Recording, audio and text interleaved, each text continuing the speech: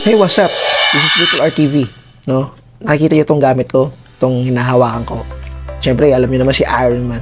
Pero this is a brick game, men. Sa di nakakaalam, ito isang brick game. Ito yung makabago. Kasi nagtataka ako, na-amaze ako, meron pang nagbebenta sa amin ng ganito. 2024 na po. Year 2024 na pero may brick game pa rin.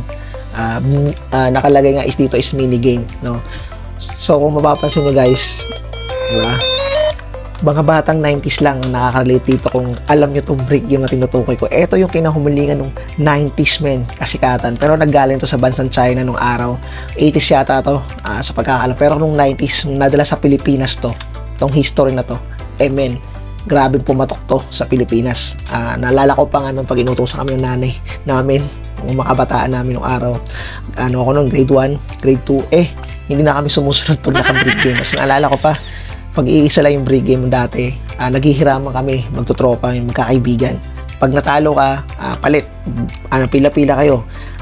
Kasi ng rules ng game pa, nag-iisa lang yung break game dati. Siyempre, kung may wala kang pambili nung araw, kaya pag mayroong isa sa amin na meron ganito, is medyo nakakangat ka na dati.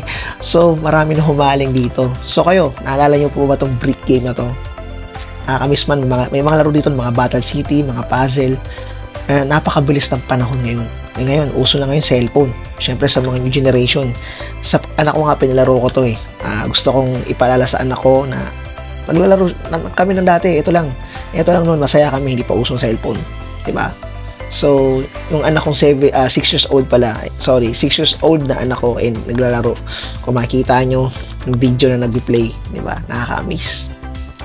Mabilis magbagong panahon. Pero this is Triple R TV. Maraming salamat. Sinare ko lang story ko, isang reaction video about sa pre-game.